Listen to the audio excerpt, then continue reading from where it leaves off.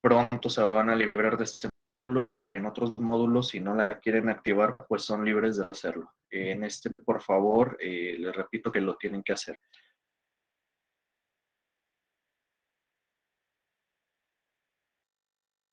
Muy bien. ¿Recuerdan algo de lo que vimos en la última clase? ¿Quién me ayuda, por favor?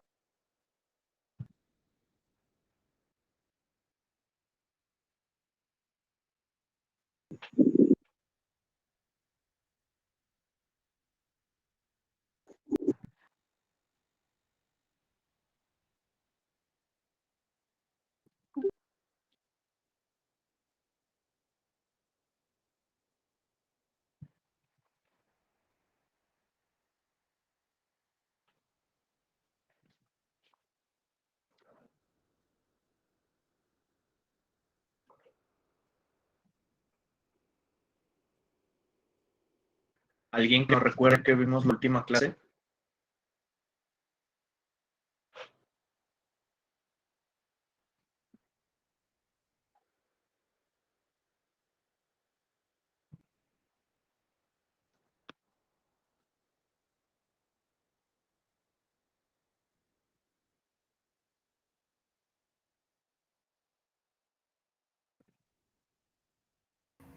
Estábamos viendo lo del protocolo, profe, lo de antes, después y durante. Nos ponía el ejemplo sobre el Ok, que usted hizo. muy bien. ¿Qué aprendimos de ese protocolo? Aparte de las fases que deben incluir un antes, durante y después de que estamos siendo víctimas como empresa, ¿qué más vimos? Recordemos que fueron 2 clases completas sobre el protocolo. ¿Qué más recuerdan?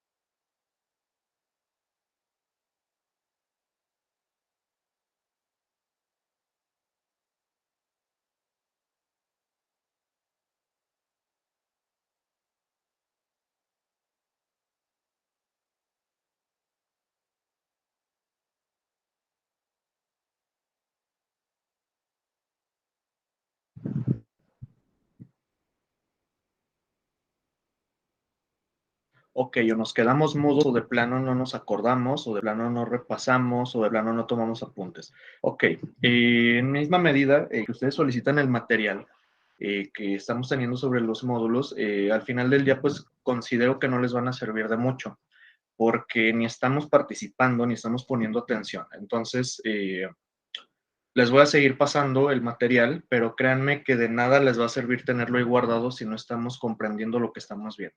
Bien, vamos a avanzar entonces.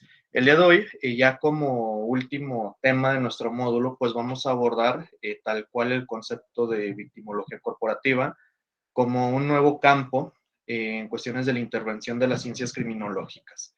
No vamos a retroceder tanto a volvernos a cuestionar qué es la victimología, porque ya les había explicado clases anteriores que el hablar de conceptos ya arcaicos, de conceptos que incluso ya podrían resultar rebasados, pues al final del día no nos serviría de mucho.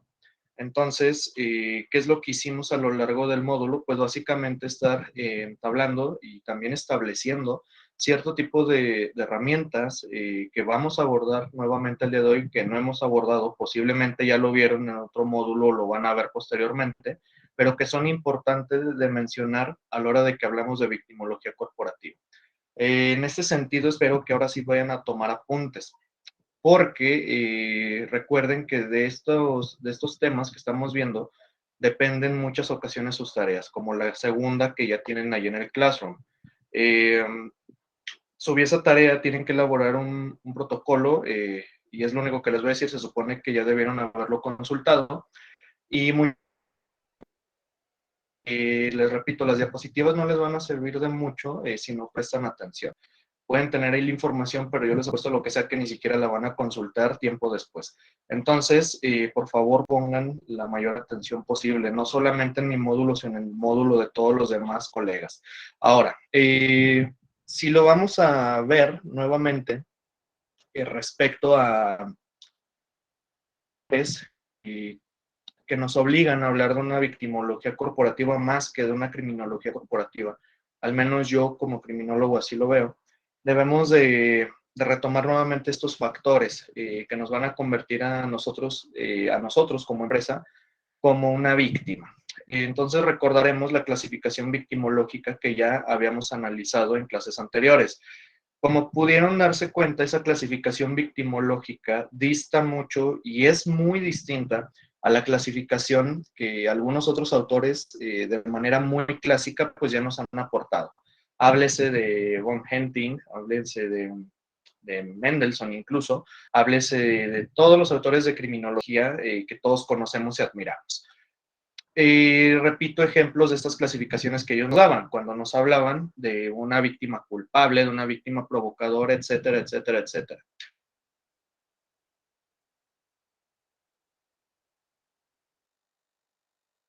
Cuando nosotros hablamos de esta clasificación, nos damos cuenta de que posteriormente van a configurar un riesgo operacional para la empresa y que posteriormente este se puede convertir en un delito, cosa que nosotros tratamos de prevenir. Recuerden también que les había mencionado que el criminólogo en las empresas no únicamente previene delitos. ¿Qué más prevenimos? Bueno, prevenimos cualquier tipo de conducta que se desaparte de las normas, visiones y filosofía del lugar de trabajo, así como también algunos tipos de conductas disruptivas o conductas antisociales que pueden configurar una conducta de riesgo dentro de nuestras instalaciones o dentro del mismo lugar de trabajo. Eso también lo podríamos contemplar como un factor de riesgo operacional. También vimos la parte de los riesgos y los 6 tipos de riesgos que nosotros estamos estableciendo dentro del ámbito corporativo.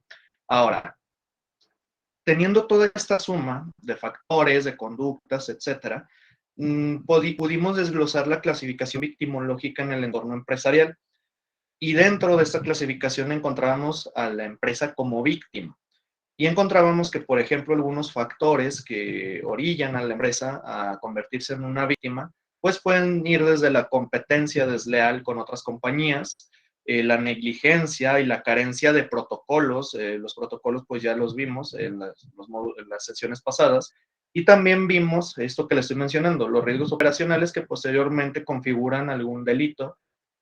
Y un detalle muy especial y muy, muy importante que el día de mañana que ustedes estén dentro de un departamento de seguridad o dentro de la gestión de seguridad patrimonial u organizacional de alguna compañía, se darán cuenta que la mayoría de las empresas priorizan la cantidad y no la calidad y la seguridad dentro de sus operaciones y sus productos. Quienes ya se han adentrado al ámbito empresarial, quienes ya han trabajado, por ejemplo, en una fábrica, en una empresa maquiladora o una empresa transnacional, se dan cuenta, y no me van a dejar mentir, que generalmente nos estamos quejando de que la empresa solamente invierte en producir y producir y producir y producir y producir cualquier tipo de servicio o producto.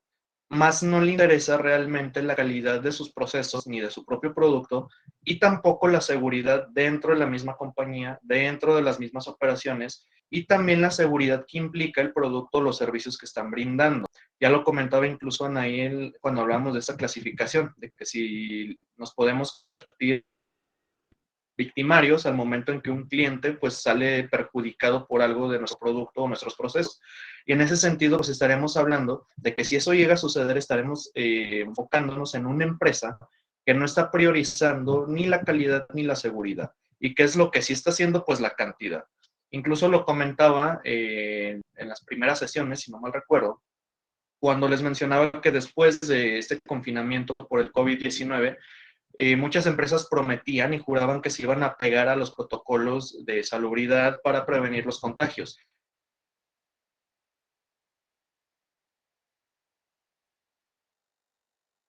Una vez que pasaron ciertos meses, toda un cartón, a un vigilante poniendo ahí gel antibacterial de temperatura, la cantidad de sus productos y servicios para posiblemente tener una mayor recepción de lo que eran los activos económicos. En palabras más simples, pues un retorno de dinero más rápido. porque todas las empresas pues venían de una crisis financiera que nos dejó el COVID-19.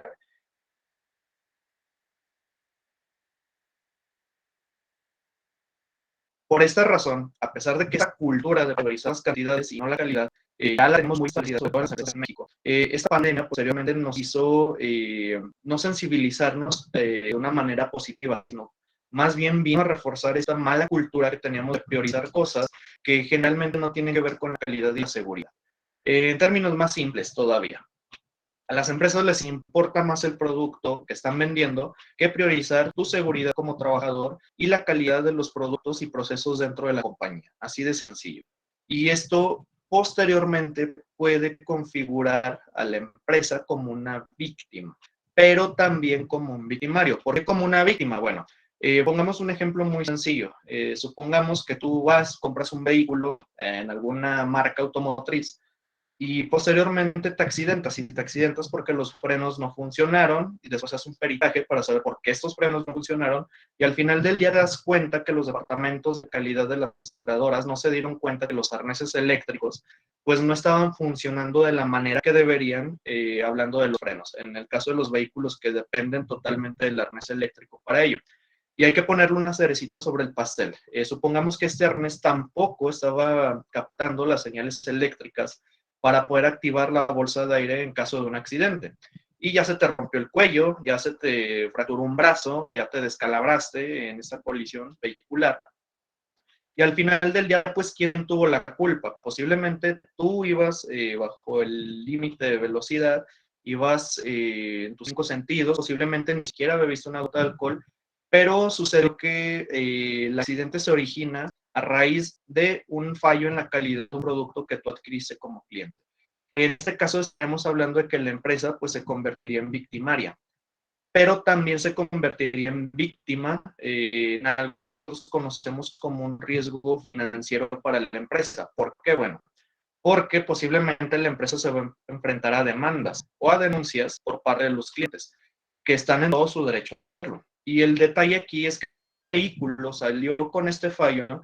Todo el lote de arneses eléctricos que estaban comprometidos con las funciones de seguridad del vehículo posiblemente también están dañadas.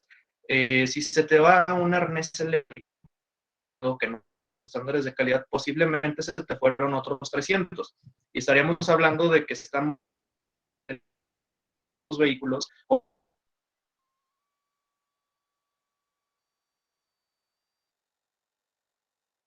Disculpe, profesor, se corta su audio.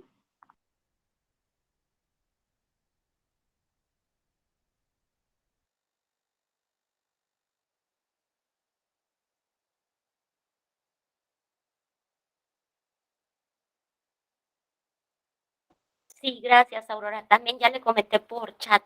Gracias.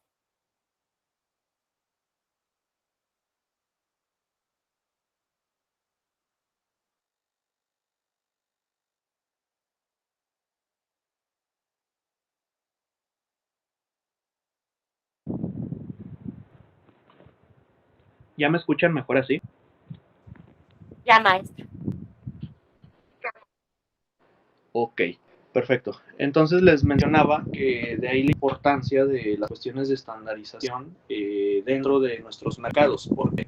Bueno, pues porque de ellos depende completamente nuestro flujo de trabajo, la seguridad dentro de nuestros procesos, que al final del día van a evitar que nos volvamos víctimas o victimarios. Entonces, en lo que se vuelve a cargar aquí la pantalla, les pregunto, ¿tienen hasta aquí alguna duda de lo que ya les vengo comentando?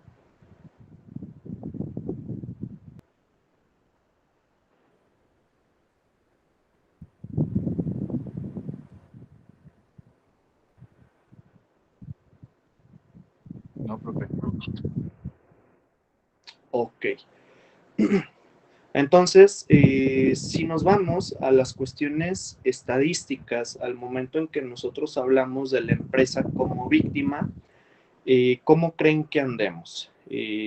Por ejemplo, si hablamos de algún tipo de conducta ya meramente delictiva que nos afecta como empresa, ¿cuál se imaginan que es la que más nos afecta a nosotros como empresas? independientemente del sector, ya sea industrial, manufacturero, del comercio, etcétera. ¿Cuál creen ustedes que es el que se presenta con mayor frecuencia contra las compañías?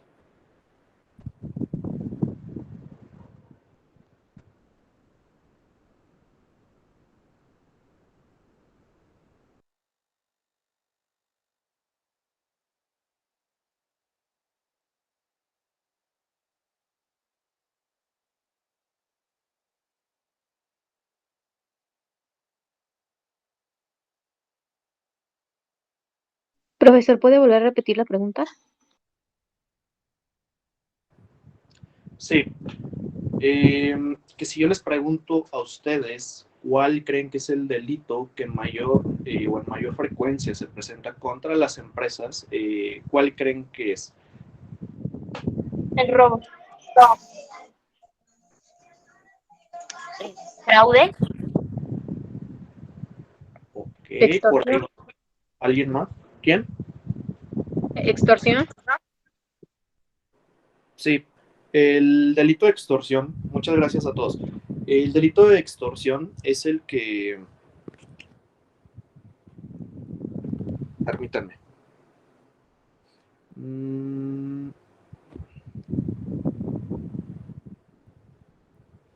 Ya.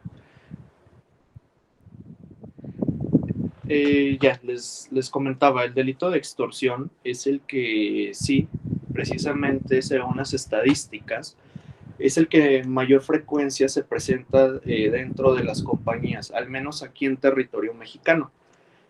Nosotros cuando hablamos de la extorsión, debemos de tomar en cuenta que también ese delito se disparó en mayor frecuencia durante la época de confinamiento por COVID-19.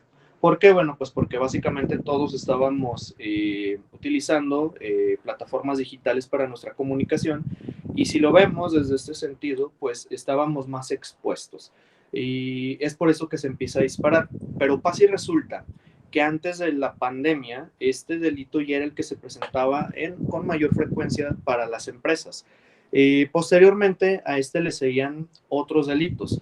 Por ejemplo, si ahorita tomamos todos los delitos que se cometen contra las empresas, según los datos de INEGI, aquí en México estaremos hablando de que en primer lugar tendremos la extorsión y los que le seguirían sería el robo de insumos, bienes o activos.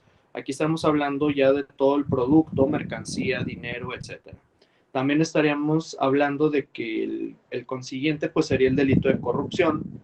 Posteriormente, alguien lo dijo aquí, el robo de los empleados que conocemos generalmente como robo hormiga, es otro también que es el consecuente de la corrupción. Posteriormente le siguen el robo de mercancía en tránsito, que tendríamos que analizar con qué frecuencia se está cometiendo en pleno 2022. Recordarán que en una ocasión les platicaba que el delito de robo de mercancía en tránsito se disparó también durante la época de confinamiento. ¿Por qué? Bueno, pues porque todas las autoridades estaban enfocadas a evitar los contagios en zonas públicas o privadas y estábamos desenfocándonos de otros delitos que también necesitaban atención.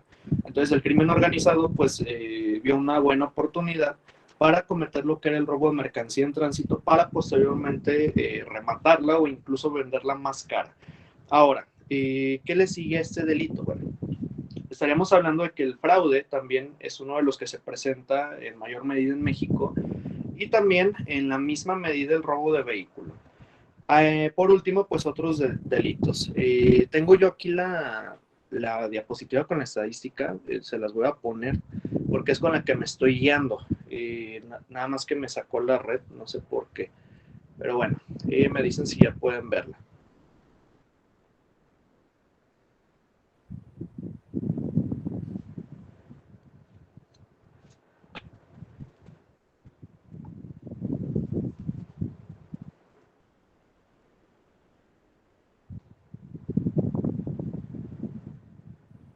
¿Ya la pueden visualizar? Sí. Perfecto, muchas gracias. Entonces, les comentaba, el delito de extorsión, según los datos de INEGI, en esta encuesta nacional de victimización en las empresas, pues nos indica que en un 23.3% el delito de extorsión es el que con mayor frecuencia se presenta. Los datos pues son del año 2020. Actualmente o no hay o va a ser muy difícil conseguir los datos de los años consecuentes. Esto abarca 2021 y 2022. Los últimos que todavía estamos manejando como referencia pues son estos. Y yo creo que serían muy similares si hacemos la actualización. Yo apostaría a lo que sea al que se movería en cuanto a las cifras, sería el robo de mercancía en tránsito. Yo creo que incluso rebasando al de corrupción. Entonces, según los datos del 2020, pues tenemos, repito, extorsión en un 23.3%, el robo de insumos, bienes, activos, dinero o productos en un 21.5%, el delito de corrupción en un 14.6%, el robo hormiga en un 13%, el robo de mercancía en tránsito en un 8.8%, el fraude y el robo de vehículo en la misma cifra o el mismo porcentaje en 7.8%, y otros delitos abarcando el 1.5%. Así es como tenemos la victimización de las compañías aquí en México. Si lo vemos de la siguiente forma, tendríamos que desglosar cuáles son los que se están viendo mayormente afectados por sector, y de igual forma cuáles son los porcentajes respecto a ellos. En este caso estaríamos hablando, como podemos ver en esta gráfica de embudo, que el más afectado, según los datos de INEGI, pues es el sector del comercio. El sector del comercio, en cuanto a victimización, abarca un 34.2%, y a este le siguen el sector de los servicios, que le compete un 27.8%, y por último, el sector industrial, que es en donde su servidor labora, nosotros nos vemos afectados en un 25.4%. Estos son los sectores que en mayor medida se ven victimizados aquí en México, y los porcentajes que le corresponden a cada uno. Podríamos hablar de más sectores, pero consideramos que estos son los más importantes en cuestión de la victimización. También tendríamos que hablar del tamaño de la empresa en cuestiones de victimización. Esto, bueno, que como ya lo mencionábamos en clases anteriores y como posiblemente otros profesores ya se los han hecho saber, pues no todas las empresas tienen el mismo tamaño, el mismo giro, no se dedican a lo mismo. Por lo tanto, esto también va a determinar el nivel de victimización de una empresa. Y en ese sentido estaríamos hablando de que si hablamos de empresas grandes, estas ocuparían un 51.5% en cuestión de victimización, las medianas un 56.4%, en cuestiones de pequeña empresa, estaremos hablando de un porcentaje del 48.3%, y las microempresas solamente abarcan un 29.6%. Más adelante vamos a hablar de por qué están así estas cifras. Obviamente, si tomamos como referencia que la cantidad máxima es el 100%, bueno, entonces estaríamos hablando de que las más afectadas pues son las medianas empresas y no las grandes, que es donde generalmente están trabajando criminólogos. Más adelante comentamos por qué. Bien, esta cuestión estadística también va a ser importante, pues señalar cuáles son los más frecuentes. Ya los abordamos diapositivas más arriba, y estaríamos observando que el delito de extorsión es el primero más frecuente, al menos aquí en México. Y a este le van a seguir el delito de, perdón, el delito de robo o asalto de mercancía, dinero, insumos, bienes activos, etc. Ese sería el segundo más frecuente. Y por último, vamos a entender que el tercero, que en mayor medida se manifiesta en México, pues son los actos de corrupción.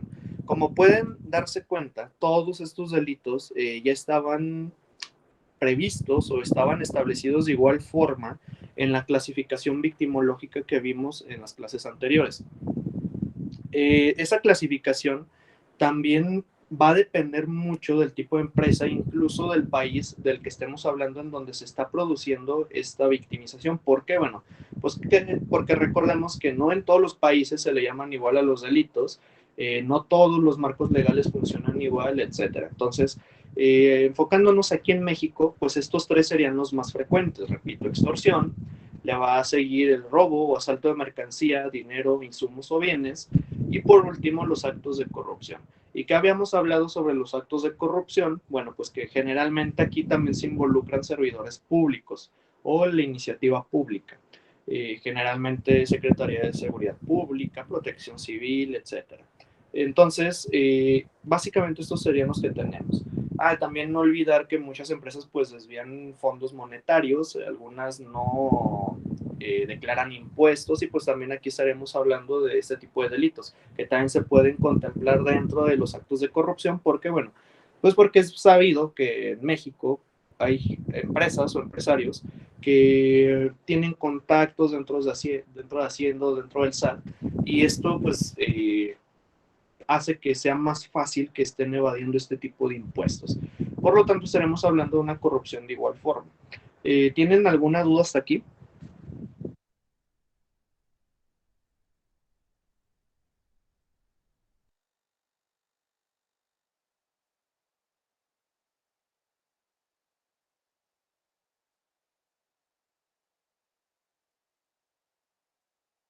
No, profe. No, profesor, todo bien. Todo bien.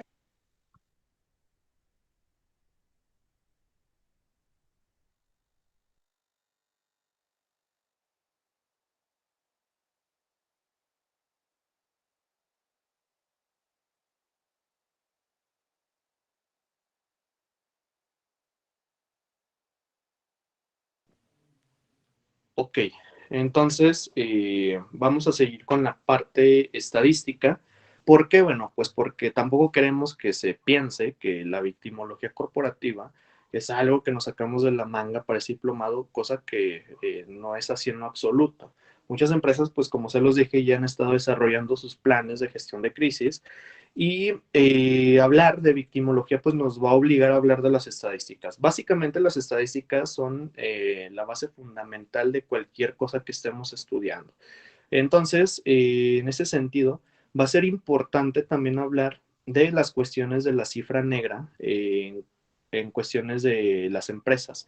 ¿Qué tenemos en esta parte entonces? Bueno, en cuestiones de cifra negra, por parte del sector empresarial en México, estas cifras vamos a entenderlas que dentro de, por ejemplo, en el sector de los servicios, la cifra negra alcanza un 93.3. En cuestiones de comercio, alcanzamos un 91.0 y los que estamos en industria alcanzamos un 92.4. Esa es la estadística en cuestiones de cifra negra.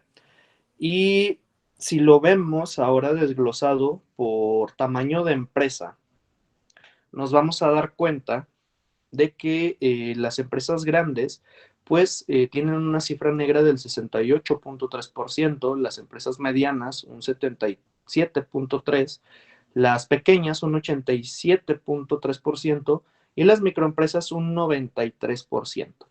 ¿Qué nos quiere decir esto? Bueno, pues que podríamos deducir de igual forma y comparándolo con las estadísticas anteriores, que las microempresas, si bien se ven afectadas, estaremos hablando de que son mayormente afectadas a comparación de las medianas, que era lo que nos reflejaban las estadísticas anteriores. Pero acá podemos observar que las microempresas se pueden ver en mayor medida victimizadas, pero generalmente comprenden un mayor rango en cuestiones de cifra negra. ¿Qué significa eso? Pues que simplemente no existe la denuncia al respecto o que hay una denuncia, pero simplemente hasta ahí se quedó y no hubo algún tipo de investigación o intervención por parte de las autoridades, etcétera. Entonces, esta sería la cifra negra por tamaño de empresas. A nivel país, ¿qué significa esto? Bueno, pues que en México, si hablamos del sector empresarial, vamos a tener, perdón, un 92% de cifra negra en cuestiones de victimización empresarial. Al menos aquí en México tenemos el 92%. Yo creo que no hace falta preguntar si esto es positivo o es negativo. La respuesta pues todos ya la sabemos. Entonces así es como andamos en estadísticas en cuestión de las empresas como víctima del delito. Ahora, muchos de estos delitos, pues es importante mencionar que se pueden evitar mayormente, pero que en muchas ocasiones la misma empresa pues ni siquiera le interesa hacerlo. Ya hablábamos anteriormente de los factores que convierten a una empresa en víctima.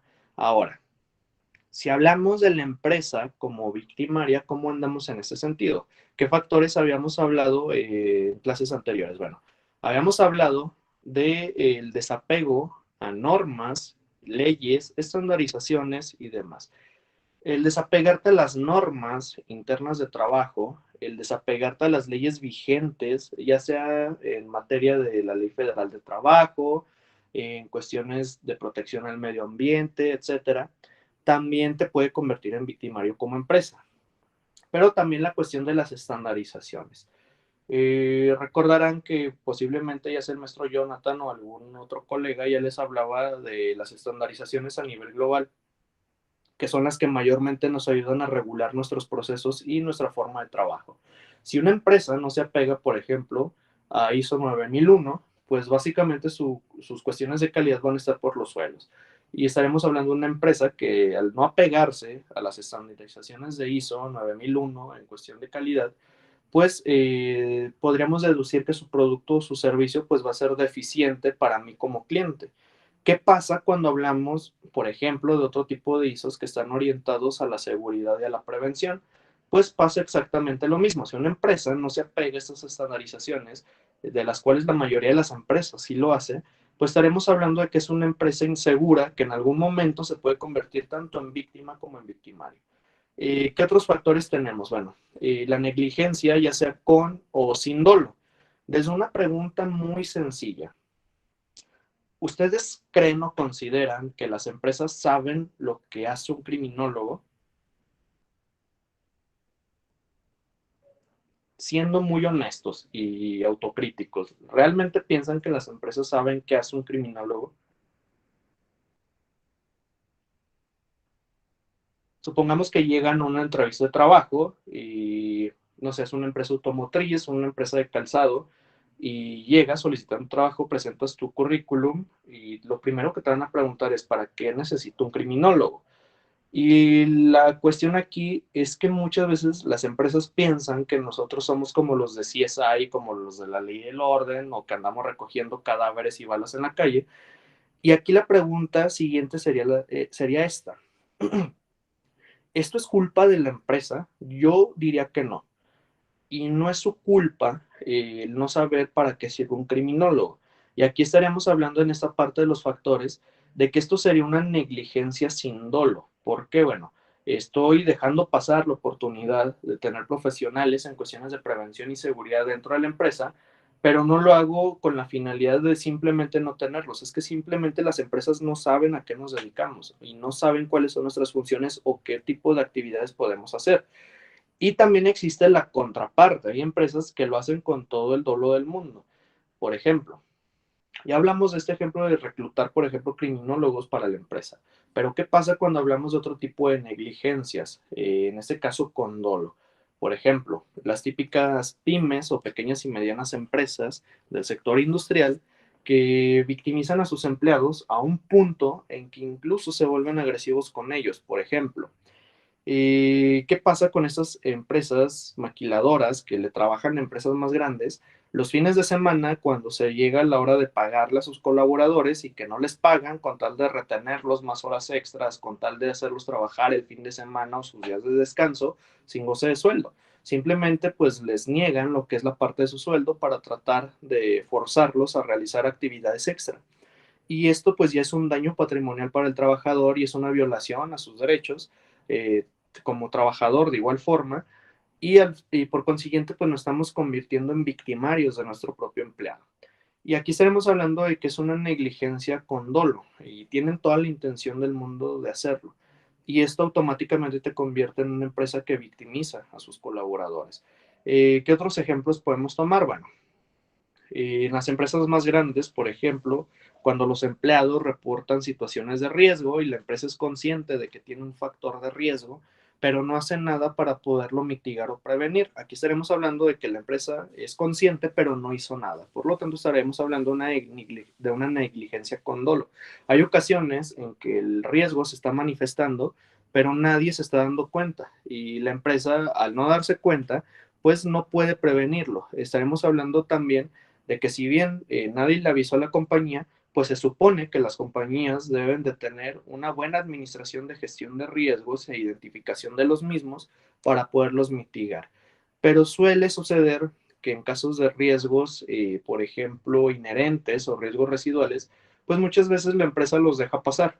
Y esto al final del día también te puede convertir en victimario. Y aquí estaríamos hablando de una negligencia sin dolo. Posiblemente la empresa ni cuenta se dio, pero el riesgo se manifestó. Y también tendremos que hablar de la carencia del sentido de urgencia y responsabilidad social. Ojo con estas dos partes, porque aquí también entran ustedes como trabajadores y sobre todo como criminólogos. Cuando hablo de responsabilidad social, me refiero a la empresa como, como un ente que tiene que otorgar y velar por esta responsabilidad para con la gente que trabaja con ellos. Y cuando hablo de la carencia del sentido de urgencia, me refiero a las personas que trabajan para esta empresa y que se supone son los encargados de la prevención. En este caso me voy a referir al criminólogo, a las criminólogas. El perfil de las personas que trabajan en las cuestiones de identificación de riesgos, en cuestiones de prevención y seguridad, deben de tener un alto sentido de urgencia. Y muchas veces los criminólogos que ya trabajamos dentro del sector nos damos cuenta de que llegan muchos criminólogos que carecen totalmente de este sentido de urgencia. Por ejemplo, cuando les pedimos realizar una marcha exploratoria para identificar riesgos internos. Y muchas veces lo primero que dicen, ay, no, pues es que hay que hacerlo igual que siempre, y es que siempre lo hemos prevenido así, y es que siempre hemos hecho esto para que no pase, y es que así, y es que aquello, y es que no. Y ponen muchos pretextos y no desarrollan su sentido de urgencia y después pasa un accidente allá afuera, o se manifiesta un riesgo, o se manifiesta una conducta delictiva que pudimos haber prevenido, pero que por la carencia del sentido de urgencia en ningún momento la atendimos. Por eso les hablaba en la ocasión pasada de las habilidades blandas. Cuando hablamos de habilidades blandas también es desarrollar el sentido de urgencia, porque si todos estamos bajo el mismo parámetro, hablando del sentido de urgencia dentro de la compañía, esto puede promover con mayor medida la responsabilidad social ya completa de la empresa. ¿Por qué? Bueno, pues porque todos estamos comprometidos realmente con la prevención y la seguridad. Pero ¿qué pasa si uno de los elementos que tenemos no la tiene? Recuerden que el elemento más débil de un equipo es el reflejo del equipo completo. Entonces, si tenemos personas que realmente ni les interesa y ni tienen sentido de urgencia, todos los protocolos, todas las normas, todos los sistemas de prevención de seguridad se les van a ir a la basura por el simple hecho de que hay alguien que no tiene sentido de urgencia. Y es algo que ustedes deben de desarrollar desde ahorita. Si no lo tienen, va a ser bien importante que lo hagan, porque al final del día eso también puede cobrar víctimas. Esto pues también les va a costar tanto su trabajo, su carrera, etcétera. Y se supone, y lo digo así con toda la razón del mundo, se supone que todos elegimos una carrera que nos gusta, no una carrera a la cual le vamos a echar flojera y a la cual el día que nos toque egresar y nos toque hacer todo lo que estamos aprendiendo, no lo vamos a hacer porque nos da flojera, porque me están presionando, porque no le entiendo. No, tienes que saberlo, tienes que desarrollarlo y para eso se supone que estamos en ese tipo de espacios. Entonces, repito, el sentido de urgencia es muy, muy, muy importante, sobre todo cuando hablamos de los departamentos de gestión de crisis. Cuando hablamos de gestión de crisis en cuestión victimológica, también una de sus bases fundamentales es el sentido de urgencia. Esto, repito, es una base también para la responsabilidad social de una compañía. Y cuando ya hablamos de la responsabilidad social de una compañía, pues estamos hablando de que todas las partes ya están realmente comprometidas y están realmente involucradas con el bienestar de la compañía y de quienes laboran dentro de la misma. E incluso con el impacto que van a tener en el entorno donde están realizando sus operaciones. De ahí el hecho de que existan empresas que se involucran, por ejemplo, en la limpieza de espacios públicos, de empresas que están limpiando ríos, que ni siquiera están cercanos a la zona donde ellos están operando, pero que es una forma en la que ellos también participan y fomentan la responsabilidad social de otras compañías y también de sus propios trabajadores. Se les incentiva, obviamente, y muchas ocasiones, pues los trabajadores también participan. Y de esta forma comenzamos a influenciar el sentido de urgencia y el sentido de responsabilidad social. ¿Qué más tenemos en cuestiones de los factores que convierten una empresa en victimaria? Bueno, nuevamente, al igual que dentro de los factores que convierten una empresa en víctima, volvemos a encontrar el priorizar las cantidades y no la calidad y la seguridad. Lo puse 2 veces porque eso va a ser bien importante. Algunos de ustedes ya lo han visto y lo han vivido y algunos apenas lo van a vivir el día de mañana. El priorizar la cantidad dentro de la empresa no te va a garantizar la seguridad ni la calidad de tus procesos, por lo cual posteriormente puedes convertirte en victimario, ya sea de tus empleados o incluso de tus propios clientes. ¿Por qué? Bueno, pues porque como empresa pensaste que el producir más te iba a traer mayor beneficio económico, pero eso te obligó a desatender otras áreas de la empresa, incluyendo calidad, seguridad, mejora continua, etcétera, etcétera, etcétera. ¿Qué significa esto? Que como bien dice el dicho, más vale calidad que cantidad, es muy cierto.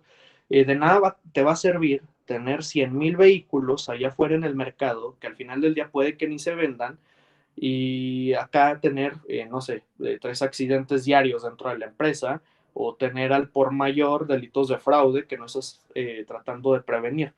De nada te va a servir tanta producción, tanta cantidad de productos y al final del día la imagen que tú tengas como empresa se va a manchar por priorizar la cantidad de tus productos y no la calidad de los mismos. Es como, por ejemplo, si un ejemplo todavía más sencillo, si vamos a la tienda y nos queremos comprar un pan, el hecho de que el de la panadería o el de la tienda tenga 200 panes ahí en una vitrina no significa que todos están buenos. A lo mejor los hizo al aventón, no los prepararon bien y tú vas y consumes uno de estos panes y hasta te hace daño. El hecho de que tengan muchos panes ahí en esa vitrina no significa que todos están buenos y que todos los hicieron con un debido proceso. Pasa exactamente con los productos y servicios de todas las compañías. De nada te sirve tener miles de productos allá afuera si al final del día no cumplen con ningún tipo de prioridad en cuestiones de seguridad y calidad. ¿Y qué pasa sobre todo si descuidamos la calidad de nuestros procesos y también la seguridad? Bueno, si no promuevo la seguridad dentro de mi compañía, voy a tener como primeras víctimas a mis empleados. Y esto posteriormente me va a mermar mi flujo de producción y también la calidad de los productos. Por ejemplo, y es algo que sucede muy a menudo, si tenemos una línea de producción, nosotros las llamamos áreas críticas o líneas críticas. ¿Qué significa esto? Que estas líneas solamente por su naturaleza pueden ser operadas por un personal que sí esté capacitado para hacerlo. ¿Y qué pasa si yo como empresa no cuido al colaborador o a los colaboradores que están operando esta línea de producción? Pues puede que se me accidenten, puede que ya se les cortó un dedo, se les cortó una mano, incluso una extremidad completa, y esto como empresa también me afecta. Ya tengo una víctima humana, pero posteriormente esto me va a afectar en los procesos de producción. ¿Qué significa? Que no voy a producir lo mismo ni la cantidad esperada y que a quien yo ponga para tratar de suplirlo no va a trabajar con la misma calidad. Y no es lo mismo poner un trabajador de otra línea en una línea crítica o en un proceso crítico que tener que capacitar uno constantemente. Y cuando hablamos de este tipo de capacitación para este tipo de procesos críticos, estamos hablando de meses y meses y meses de capacitación y asesoría. Entonces, al final del día, ¿en qué se traduce esto? Bueno, no tengo la cantidad de producto que se supone deberíamos producir aquí en este sector industrial y lo poquito que salió no tiene calidad, por lo tanto, allá afuera no se va a vender, lo cual también me causa un daño económico a mí dentro del mercado. ¿Y por qué se originó todo esto? Pues porque en ningún momento trabajé la seguridad de mis trabajadores. Y es algo que sucede en la mayoría de las empresas del sector industrial. Entonces, por eso lo puse tanto en la diapositiva que ya pasamos hace unos minutos cuando hablaba de la empresa como víctima, pero también como victimaria. Repito, y esto sí es bien importante, el priorizar las cantidades allá afuera no te va a servir de nada. Ahora, ¿cómo podemos evitar que la empresa se convierta en victimaria? Ya hablamos de factores, ya hablamos incluso en sesiones anteriores de una clasificación victimológica y demás. Entonces, ahora nos toca atender esta pregunta. ¿Cómo creen ustedes que podemos evitar que la empresa se convierta en victimaria? Y es pregunta y necesito que me ayuden dos personas. ¿Quién va primero?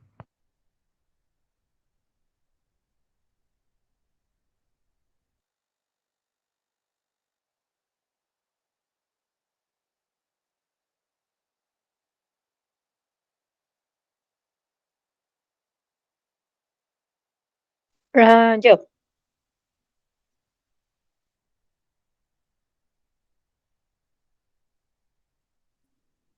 Adelante. ¿Sí se escucha?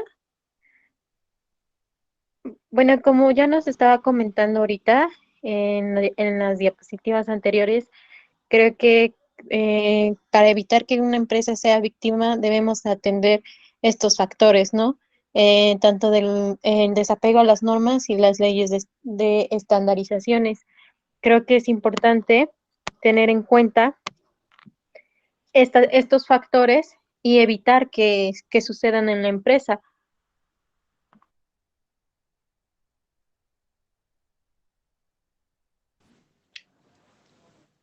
Ok, muchas gracias. Adelante, Anaí. Puede ser mediante la creación a lo mejor de protocolos o de sensibilizar o dar el conocimiento tanto a subordinados como a los jefes de que pues ciertas acciones pueden contraer a lo mejor consecuencias legales, por ejemplo lo de despego de normas y que pues con esto también va a provocar una pérdida de patrimonio. Perfecto, muy bien, muchas gracias. Carlos, adelante.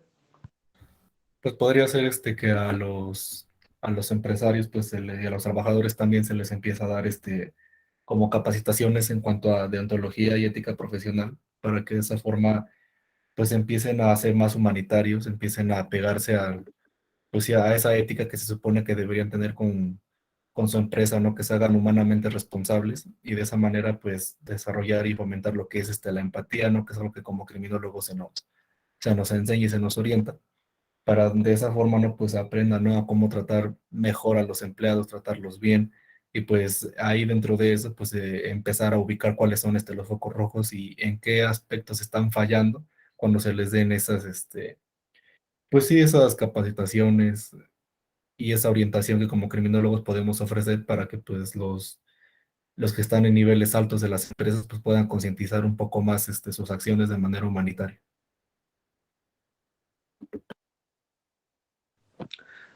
Muy bien. Como pueden darse cuenta, pues todo nos lleva a lo mismo, ¿no? A que la empresa se convierta en una empresa socialmente responsable. Y esa es la única forma en la que nosotros podemos evitar la victimización y la autovictimización de igual forma. Ahora, debemos de tomar en cuenta que además de los protocolos internos de la compañía y sus políticas, estas políticas internas en mayor medida, eh, no me refiero a políticas de dentro de la ley, no, a las políticas internas dentro de la compañía, pues podemos apegarnos de igual forma y a certificarnos, tanto trabajadores como compañía, en varios tipos de estandarizaciones. ¿Conocen algún tipo de estandarización? ¿Ya les han hablado de ellas en otros módulos?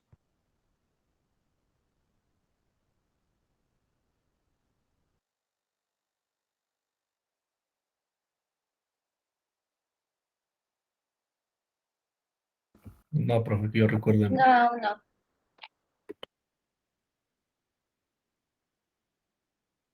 Ok, entonces el día de hoy vamos a hablar un poquito de ello. Eh, la parte a la que vamos a atender el día de hoy es precisamente esa, la de las normas y certificaciones aplicables a la criminología y a la victimología empresarial. Porque, bueno, anteriormente les hablé de que las estadísticas son base fundamental de nuestro trabajo, pero también estas normas y certificaciones son la base directa de la mayoría de los protocolos que las empresas llegan a gestar de manera interna. Eh, Nosotros como criminólogos estamos muy acostumbrados a escuchar lo que nos dicen, por ejemplo, licenciados en derecho cuando nos dan clase, por ejemplo. Cuando nos dan derecho penal, estamos muy acostumbrados a lo punitivo y que a cada delito le corresponde una pena y que si haces esto te tocan 20, y si haces aquello son 30 y si matas a una mujer es feminicidio y son 45 años, y si cometes delito de lesiones te vas 3 años. Y generalmente estamos sensibilizados a que todo ese tipo de penas, todo este enfoque punitivo, únicamente tiene que ver con las leyes. Y crecemos con la idea y vamos por la vida de que el momento en que hablamos de políticas, eh, muchas pues tienen que provenir directamente de algún tipo de ley. En el ámbito empresarial pasa algo curioso. Cuando nosotros hablamos de políticas de la empresa o de protocolos internos, si bien sí nos apegamos a las leyes vigentes y eso es forzoso y todas las empresas por default lo tienen que hacer, también tomamos como referencia otras normas y certificaciones que se aplican a las cuestiones de seguridad y de prevención. Y es importante conocerlas porque estas van a ser la herramienta fundamental por la cuales ustedes pueden comenzar a gestar un nuevo trabajo preventivo. Recordarán el ejemplo que les di del protocolo antisecuestro. Y ese, por ejemplo, tiene bases en los ISOs que tienen que ver con la gestión de riesgo y continuidad del negocio. Es uno de los que más se utilizan. Pero existen muchos más tipos de estandarizaciones que les pueden ayudar a crear algún tipo de política interna o algún tipo de protocolo. Y es por eso que debemos de conocerlo. Estos protocolos no se sacan de la manga, o sea, no es como que lleguen a tu oficina y te digan, ¿sabes qué? Necesito un protocolo dentro de 5 minutos porque ya asaltaron a doña Chonita, que es la que hace las tandas allá dentro del departamento de producción. O necesitamos que hagas un protocolo para evitar que la gente se resbale cuando trapean, ¿no? Esto va más allá. Eh, lo que va a ser los protocolos o herramientas que tenemos a nuestro alcance para poder empezar a trabajar ese tipo de protocolos internos. Se los repito, estas estandarizaciones que vamos a ver el día de hoy son las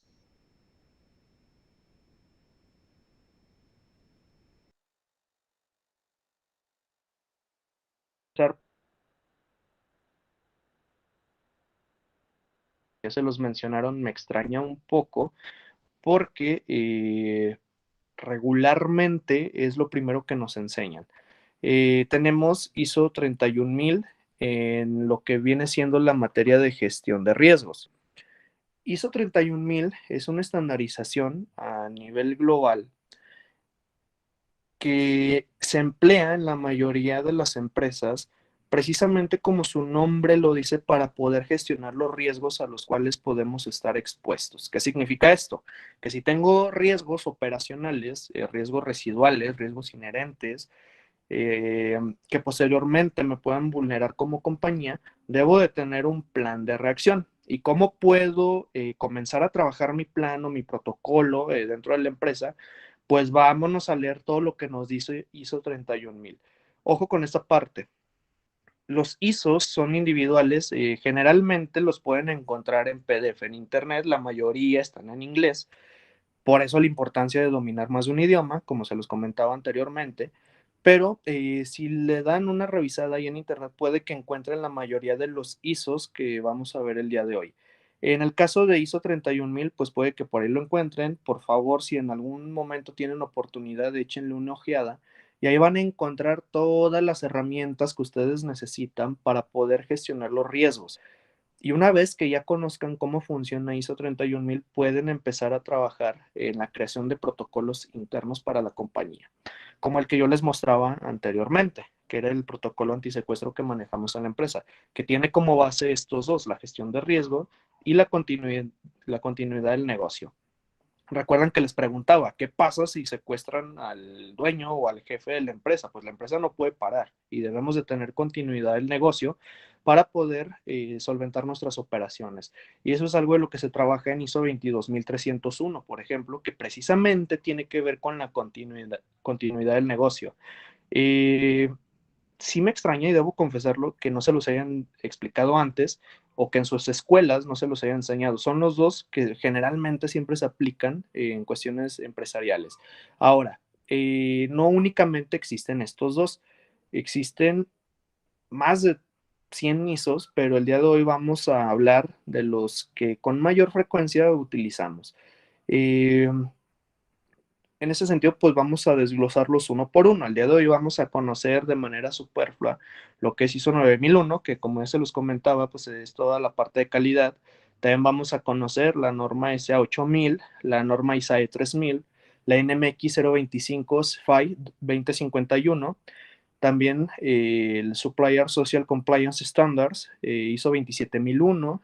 También vamos a conocer NMX I 27001, norma 035, que posiblemente ya la conocen. También vamos a conocer un poquito de las herramientas NEC, CityPad y SetPad. Como ya se los dije, pues es importante conocerlas porque van a ser la base fundamental de nuestros protocolos internos. Ahora, vámonos uno por uno. Cuando nosotros hablamos de ISO 9001, yo creo que ya los tengo aburridos con ISO 9001, pero es importante que lo conozcan. Ya se los he comentado varias veces y esta norma generalmente es la que se encarga de la estandarización y certificación en la gestión de la calidad y los procesos de la empresa. Todas las empresas que ustedes observan, sobre todo si son empresas transnacionales o empresas reconocidas o de renombre, todas están certificadas y estandarizadas bajo los criterios de ISO 9001, todas, y se someten a auditorías constantes. No es nada más de ya me certifiqué y ya voy a operar 500 años certificado en ISO 9001 porque una vez me certifiqué y ya con eso tengo para toda la vida, no. También te sometes a cierto tipo de auditorías. Generalmente hay otro tipo de herramientas o estandarizaciones que se desglosan de ISO 9001. Por ejemplo, nosotros los que trabajamos dentro del ámbito de la industria automotriz tiene una estandarización de calidad muy específica únicamente para su sector que se llama el sistema YAP. YAP es una estandarización que hicieron todas las marcas de automóviles para poder establecer los criterios de calidad que iban a utilizar. De ahí el hecho de que muchas piezas de auto le quedan a otros modelos y otras marcas. ¿Por qué? Bueno, pues porque existe el sistema YAP. Y esta estandarización, pues, se hace precisamente con esa intención de que todos los criterios de calidad estén bajo la misma estandarización. Entonces, muchas marcas reconocidas de empresas de automóviles, pues se involucraron y crearon el sistema YAP. Pero este sistema depende como protocolo directamente de ISO 9001. Es muy similar, pero ISO 9001, la diferencia que tiene es que al ser genérico y al depender directamente de la Organización Internacional de Estandarización, pues aplica básicamente a casi todos los tipos de empresa. Incluso pueden ser pymes o pequeñas y medianas empresas, empresas grandes, empresas transnacionales e incluso microempresas que se pueden certificar bajo este criterio de estandarización. Ahora, ¿qué tenemos posterior a esta? Existen algunas otras normas, como por ejemplo la norma SA8000. Hace un momento les hablaba de la responsabilidad social por parte de la compañía y también es algo que se puede regular a través de las normas. Y en este caso sería la norma S8000. Y esta norma contempla todo lo que es la certificación del cumplimiento social, incluyendo lo que es el ámbito laboral. Ojo con esta parte. La mayoría de estas normas son opcionales y no son obligatorias, la mayoría, pero muchas tienen una aceptación a nivel global a tal punto que si muchas empresas no tienen esa certificación, otras empresas o no los contratan o no generan convenios con ellos o no los utilizan como proveedores o como clientes. Incluso yo se los comentaba en clases anteriores, si una empresa de seguridad privada llega a prestarme sus servicios, pero no están certificados en ISO 9001, automáticamente los desechamos y no los tomamos en cuenta. Lo mismo pasa con ese tipo de normas. si una empresa que busca trabajar contigo está certificada bajo la norma S8000, pues podríamos tener en cuenta que es una empresa confiable. ¿Por qué? Bueno, pues porque tiene cumplimiento social. No por nada, pues tiene esta certificación. Y hay empresas que incluso desconocen la existencia de estas normas. Y como se los comentaba hace unos minutos, pues muchas veces ni siquiera es culpa de la empresa, simplemente no saben de su existencia y ahí es donde entramos nosotros para poder concientizar el tipo de herramientas que tenemos al alcance para podernos certificar. Ahora, viene a continuación lo que es la norma ISAE 3000.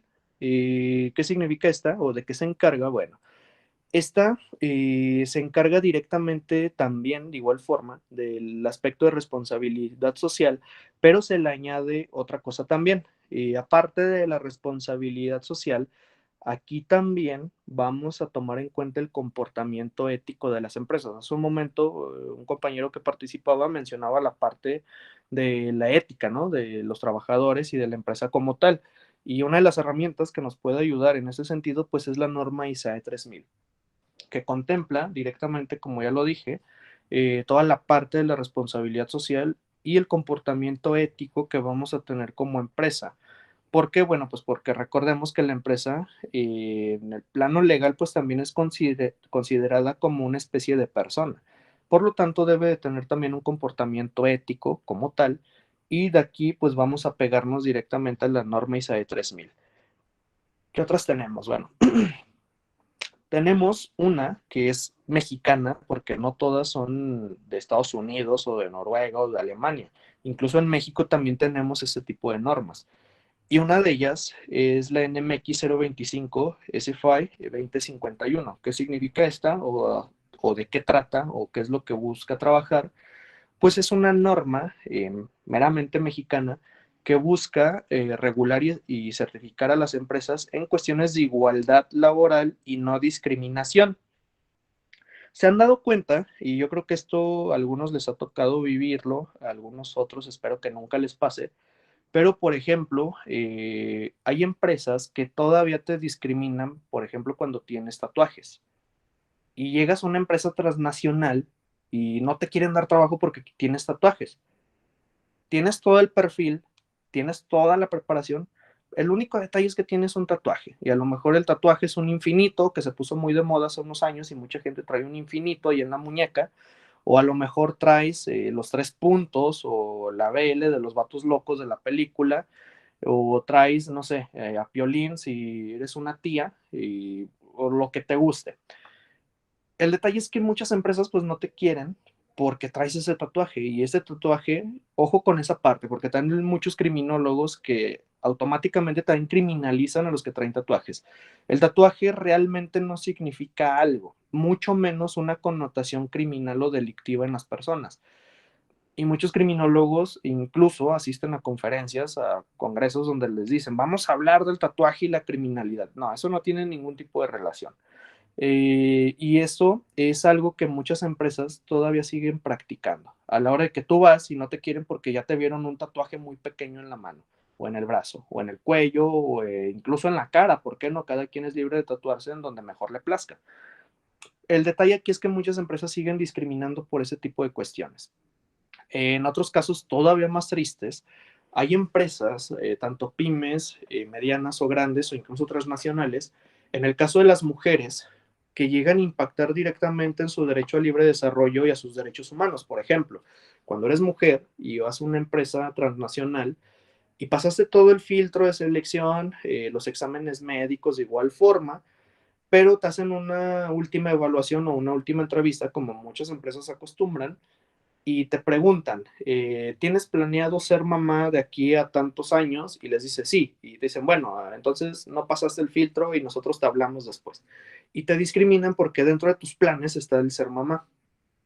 Y en el peor de los casos, muchas empresas no te contratan si eres mamá soltera. Y aquí estaremos hablando de que ni hay igualdad laboral y también se está practicando lo que es la discriminación.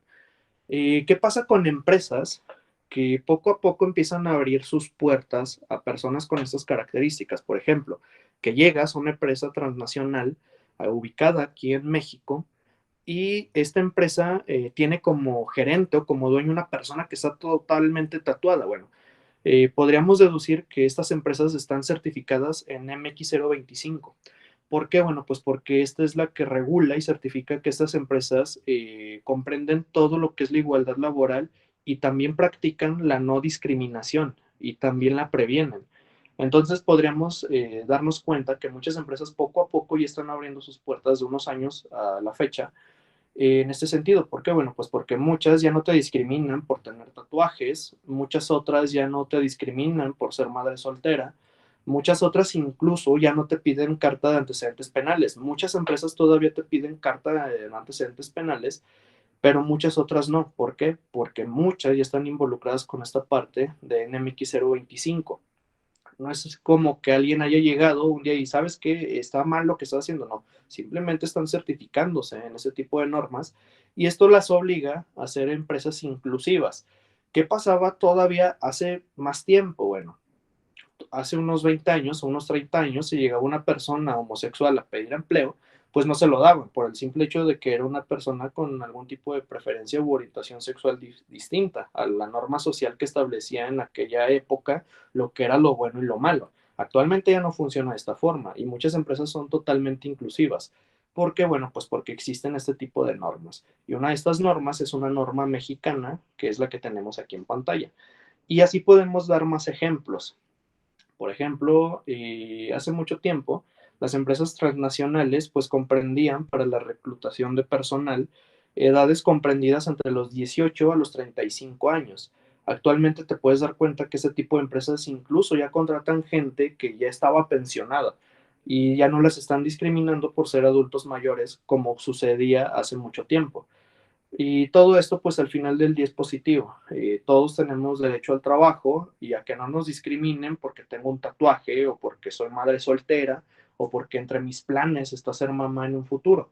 Y muchas otras empresas, al desconocer también esta parte de estas normas, pues siguen practicando incluso de manera dolosa y sin ética totalmente este tipo de discriminación. Que si estás moreno no te doy trabajo, es que estás pecoso y no te doy trabajo, y es que estás pelirrojo y no te voy a contratar, y es que tienes tatuajes y no te contrato, y es que eres madre soltera y aquí no me sirves, y es que entre tus planes está formar una familia y pues a nosotros como empresa no nos conviene porque nos vas a estar pidiendo permisos, etcétera, etcétera.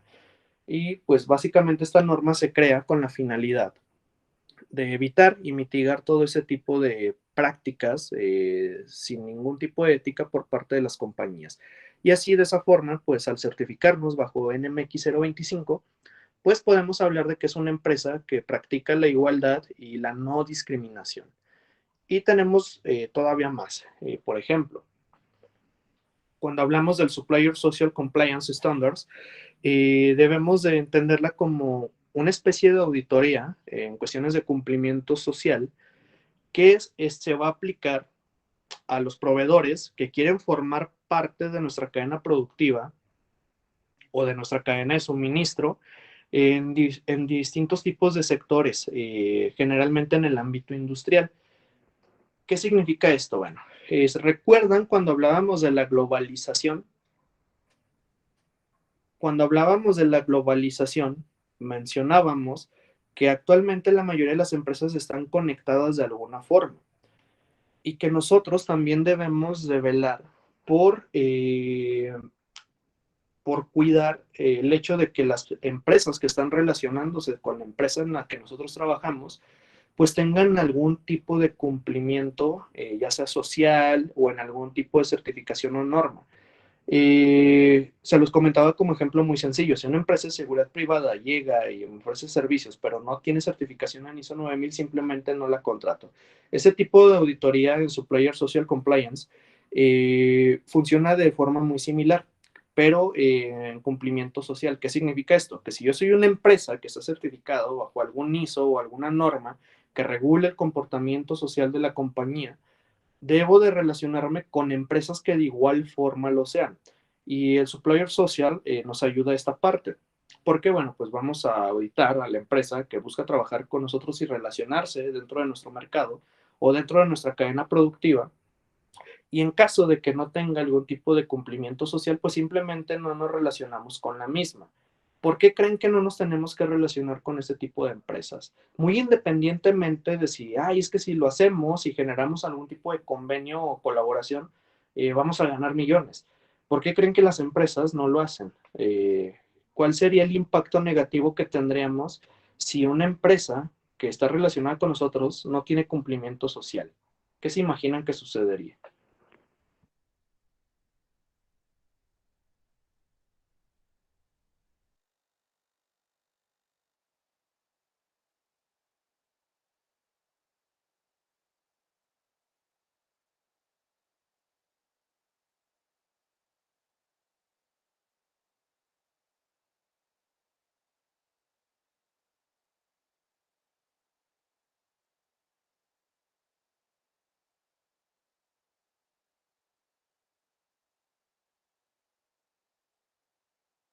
Pues no sé, quiero pensar que una de las cosas podría ser que pues, no nos sorprenda, ¿no? Que un día no respeten nuestros derechos laborales, que no nos sorprenda que un día, a lo mejor si tenemos familias o algo así, pues no lo tomen en cuenta, nos hagan trabajar horas extras, o sea, que se conviertan en victimarios, ¿no?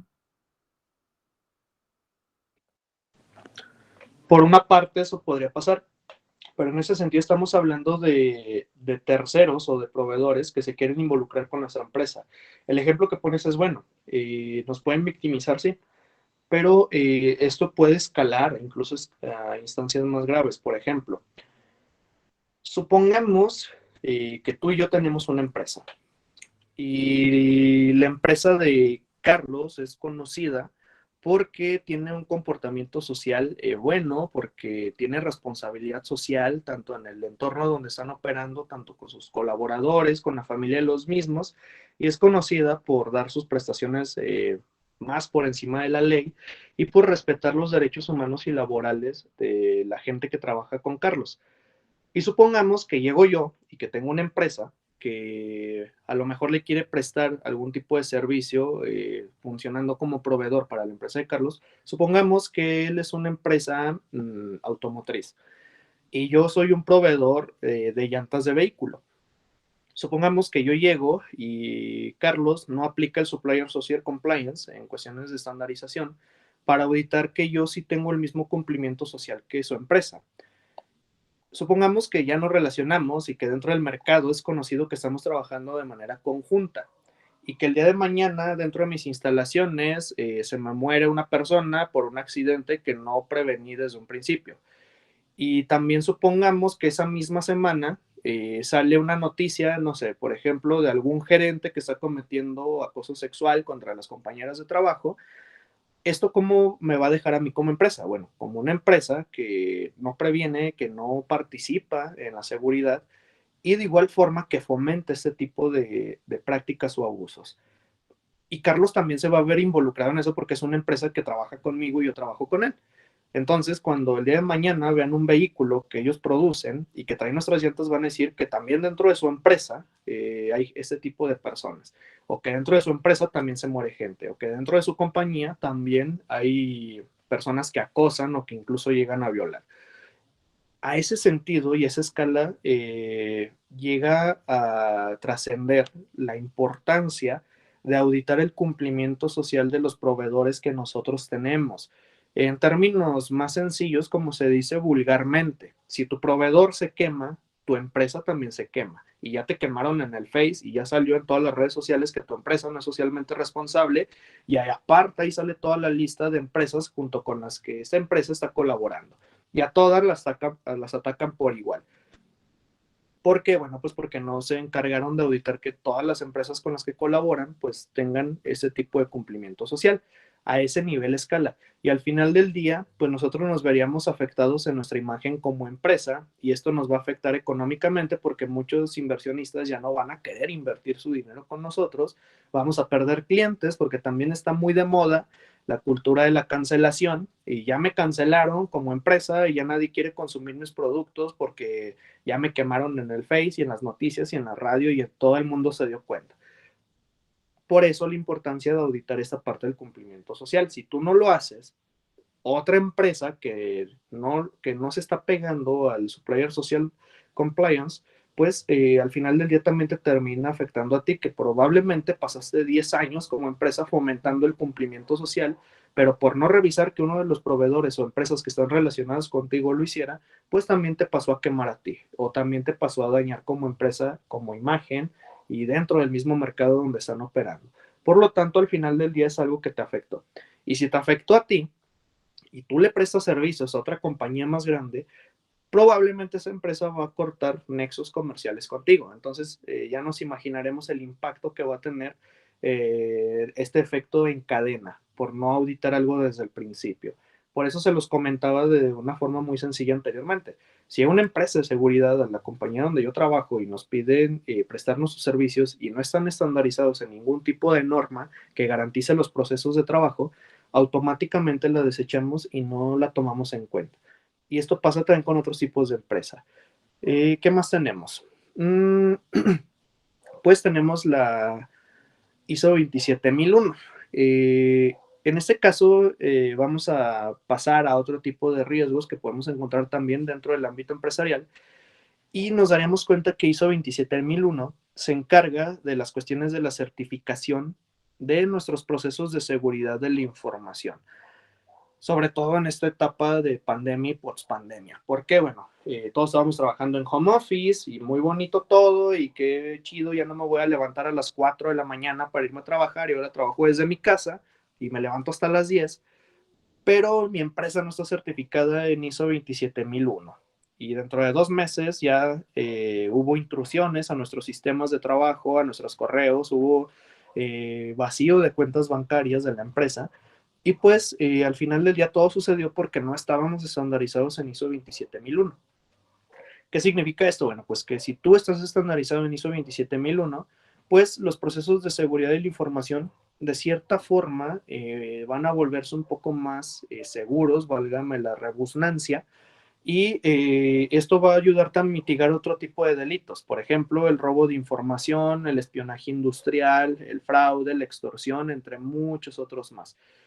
Hace un momento hablamos de las estadísticas y observábamos que el delito de extorsión es el que con mayor frecuencia se presenta en nuestro país. ¿Por qué creen que el delito de extorsión y no otros? Bueno, pues porque muchas empresas ni siquiera conocen ISO 27001 y luego después andan quejándose de que no saben cómo los delincuentes y las personas que los están extorsionando consiguieron estos datos de la empresa o de quienes trabajan dentro de la misma.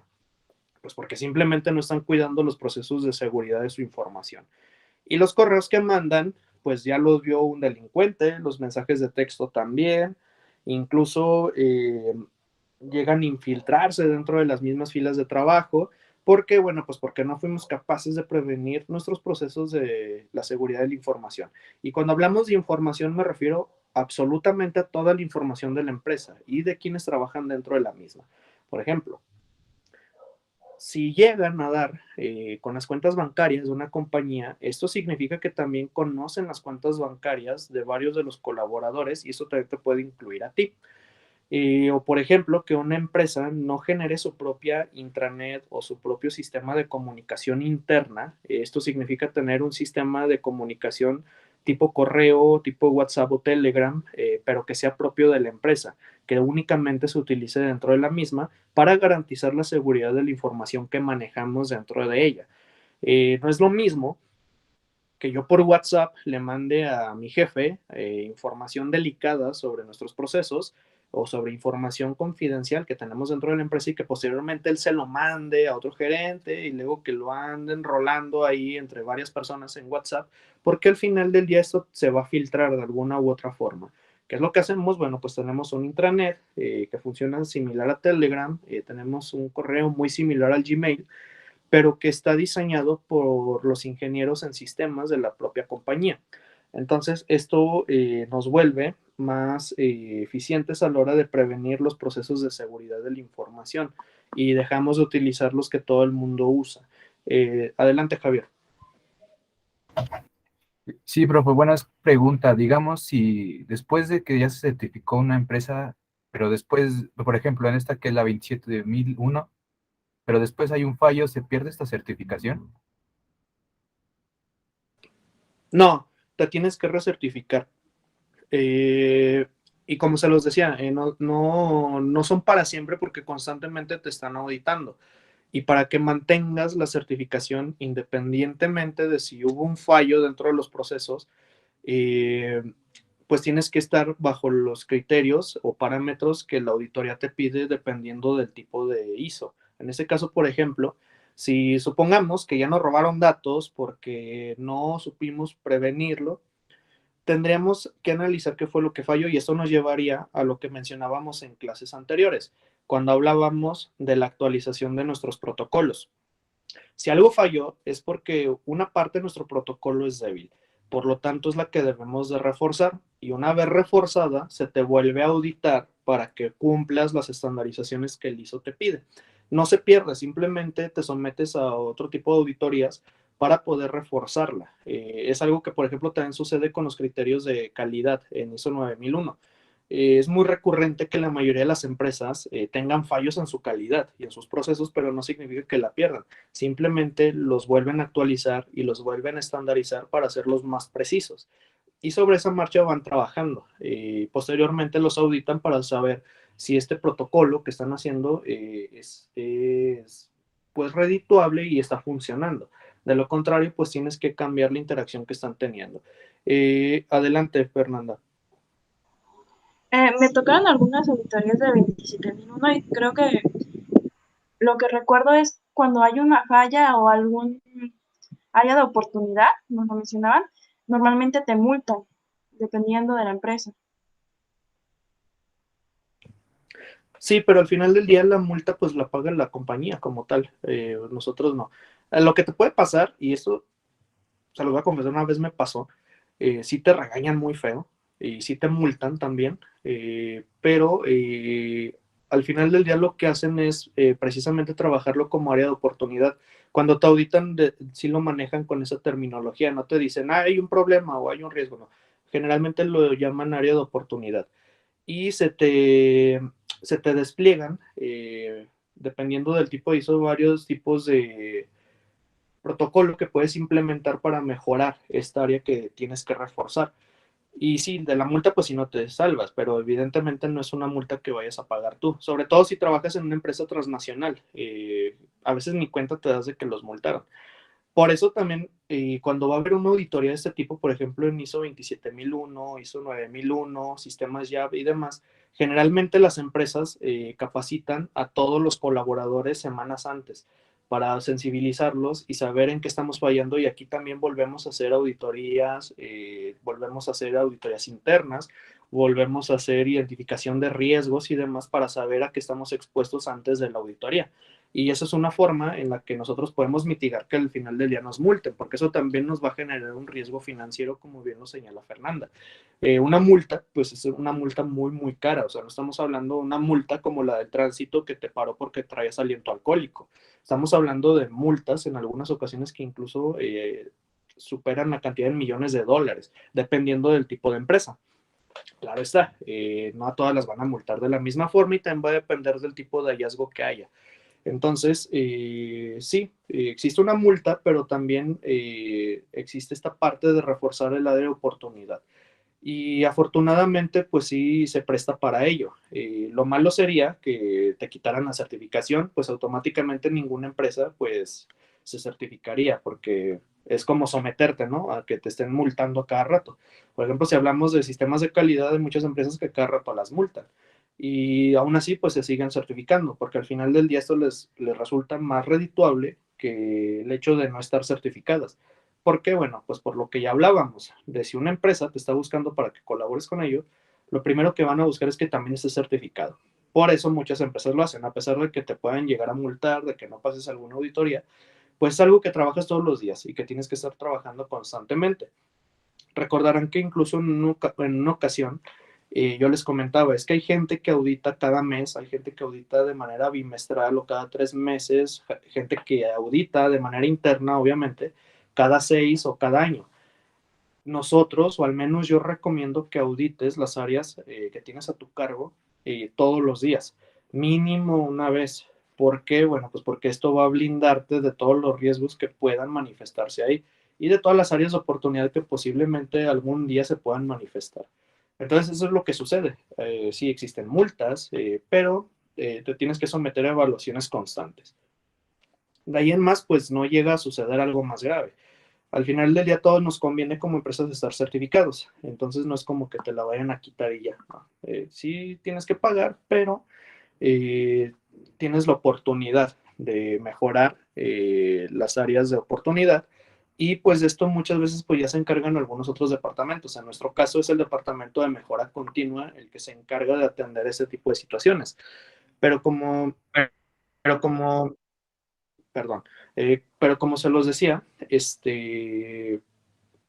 va a depender del tipo de empresa también. No todas aplican los mismos ISOs, no todas se dedican a lo mismo y no todas tienen el departamento de mejora continua, por ejemplo. Entonces, va a depender. Muy bien. ¿Alguna otra duda antes de seguir avanzando?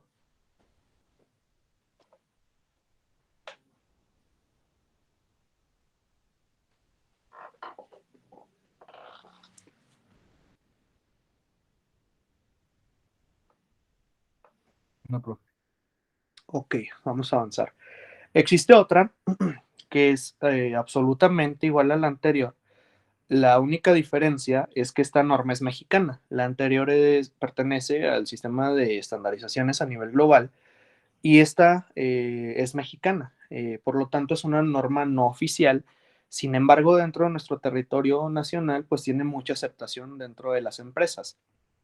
E incluso te puede blindar 2 veces. Supongamos que ya estás certificado en ISO 27001 y que pasa esto de que te multaron y que ya no la pasaste, pues te puedes blindar también de eso y puedes tener ambas certificaciones como empresa. Y en esta norma estaremos hablando de NMX y 27001. También se encargaría de certificar nuestros procesos de información. La única diferencia, se lo repito, es que esta norma es mexicana, la anterior es a nivel global. Esta únicamente se aplica aquí en territorio nacional y generalmente quienes mayormente lo utilizan pues son pequeñas y medianas empresas, pero básicamente se encargan de lo mismo. Y tenemos una más reciente que también es mexicana, que es la norma 035. Posiblemente esta ya la han escuchado tanto en la universidad con algunas materias, en algún módulo aquí en el diplomado. En caso de que no, pues lo vamos a abordar. Esta norma, si no mal recuerdo, se aprueba por allá del año 2018 y tiene como objetivo identificar, analizar y de igual forma y sobre todo prevenir lo que son los factores de riesgo psicosocial. ¿Para qué? Bueno, pues para promover un entorno organizacional y laboral favorable dentro de nuestro lugar de trabajo. Suena incluso un poquito utópico el pensar que con esta norma automáticamente se van a acabar todos los problemas o que vamos a estar como criminólogos ahí perfilando gente, identificando factores de riesgo. No, ojo con esa parte. La norma 035, si bien tiene como objetivo prevenir factores de riesgo psicosocial y de igual forma identificarlos, no significa que vamos a estar ahí interviniendo como si fuéramos psicólogos, ¿no? De esta norma generalmente se están encargando los departamentos de recursos humanos que generalmente llegan a operar con psicólogos organizacionales o con los departamentos médicos o de psicología de las compañías. Y ellos son los que se encargan de identificar los factores de riesgo psicosocial. Pero ¿por qué nos interesa esto como criminólogos? Por aquello de lo que habíamos comentado de los departamentos de gestión de crisis. Nosotros, si vamos a prevenir, debemos de trabajar dentro de equipos multidisciplinarios dentro de las empresas y debemos de conocer también lo que ellos están haciendo. En este caso, la norma 035 es lo que ellos van a trabajar para identificar este tipo de riesgos. Ahora, ojo también, en un momento se llegó a decir que la norma 035 era obligatoria para todas las empresas en México, pero no es cierto. Al igual que las normas anteriores, son normas opcionales. La relevancia con estas normas es que si tú te certificas bajo las estandarizaciones de las mismas, pues te dan un plus como compañía y te vuelven una empresa un poco, llamémoslo así, más confiable. Entonces, norma 035, pues nos ayuda a esto, a identificar riesgos psicosociales que posteriormente podemos prevenir. Pero generalmente quienes lo trabajan pues son los departamentos de salud dentro de la empresa. porque, bueno, pues para garantizar que toda nuestra plantilla laboral pues goce de una buena salud psicológica, que estos factores de riesgo psicosocial no nos afecten posteriormente también como empresa. Recordemos que las conductas que tienen origen en la psique, incluso a nivel psiquiátrico con las personas, pues posteriormente también se pueden configurar como una conducta de riesgo e incluso una conducta delictiva. Y esto por demás los criminólogos ya lo sabemos. No por nada nos enseñan tantas clases de psicología criminal o psicología criminológica durante la licenciatura o incluso durante la maestría. De ahí la importancia de saber identificar estos riesgos. Pero repito, el criminólogo no es psicólogo. Esto lo van a hacer los especialistas que tienen toda la facilidad del mundo para poderlo hacer y que es su obligación hacerlo dentro de la empresa. Y nosotros trabajamos posteriormente con esa información. No significa que nosotros vamos a ir ya a aplicar pruebas psicométricas o demás, no, porque esa no es nuestra función. Simplemente hay que conocerlo. Al igual que como en otras ocasiones, pues conocemos actividades que nosotros no tenemos que realizar. Por ejemplo, cuando hablamos, ¿qué les gusta? Medicina forense, pues el criminólogo nunca va a realizar una necropsia, pero sí conocemos cómo se realiza para conocer de manera general cómo es esta práctica, para qué funciona y cómo nos puede ayudar también en cuestiones de impartición de justicia, retribución a la víctima, etcétera, etcétera, etcétera. Entonces, Norma 035 pues es una herramienta que funciona de esa forma. Repito, el criminólogo no es psicólogo, pero debe de conocer las herramientas que nuestros departamentos de gestión de crisis emplean para poder conocer su trabajo y saber cómo podemos trabajarlo de igual forma nosotros. Y tenemos otras. Por ejemplo, existe algo que se llama NEC. NEC es básicamente un programa que busca fortalecer la parte de la seguridad dentro de nuestra cadena de suministro o de la cadena logística cuando hablamos de comercio exterior. ¿Qué significa esto? Bueno, pues que el sector privado tiene que establecer una coordinación directa en cuestiones de estandarización en materia de seguridad internacional. Suena un poco revoltoso, pero en palabras muy sencillas se refiere a que las empresas del sector privado que se encargan de la exportación e importación de productos, pues tengan garantizada la seguridad dentro de su cadena de suministro y su cadena de logística para asegurar la continuidad del negocio y el traslado de estos bienes. Por ejemplo, hemos visto noticias en las que un barco que transporta este tipo de cajas, como las que vemos en pantalla, quedan varados, se hunden o trenes o vagones de tren o de ferrocarril que los transportan y que se voltean, etcétera, etcétera, etcétera. Al final del día, esto también tiene que ver con la seguridad. Y muchas ocasiones, cuando las empresas no están certificadas bajo el programa NEC, llegan a involucrarse en conductas que generalmente se consideran delictivas. Por ejemplo, empresas que no están certificadas en NIC y que el día de mañana, cuando las están auditando o cuando llegan las autoridades a hacer algún tipo de intervención, se dan cuenta de que dentro de estos cajones, como los de la pantalla, hay drogas, hay armas e incluso llega a haber personas.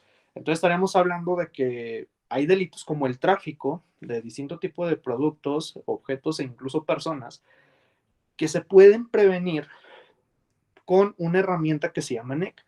Desde ahí el hecho de hablar de que las empresas también participamos activamente en la prevención del delito. Hablar de prevención del delito no le compete únicamente al Estado y a las políticas públicas, sino también herramientas del sector privado como NEC que nos ayudan a tratar de mitigar este tipo de delitos. Incluso si nos metemos ahorita a Google y buscamos, por ejemplo, noticias de empresas que transportan productos, nos daremos cuenta que muchas llegan a involucrarse en ese tipo de problemas. Por ejemplo, si googleamos, se encuentran droga en tal compañía de paquetería, van a salir un montón de noticias sobre precisamente ese tipo de marcas o empresas que no están certificadas o que no les interesa certificarse y el día de mañana se ven involucradas en delitos de este tipo. Y lo hacen pues de manera no dolosa, por mera negligencia, por el simple hecho de no certificarse. Entonces, NEC nos ayuda a todo eso. ¿Y por qué es importante hacerlo? Pues porque aquí estamos hablando de comercio exterior. ¿Y esto qué significa? de cuestiones de importación y exportación. ¿Y qué creen? Que México es uno de los países que mayormente se dedican a ese tipo de actividad.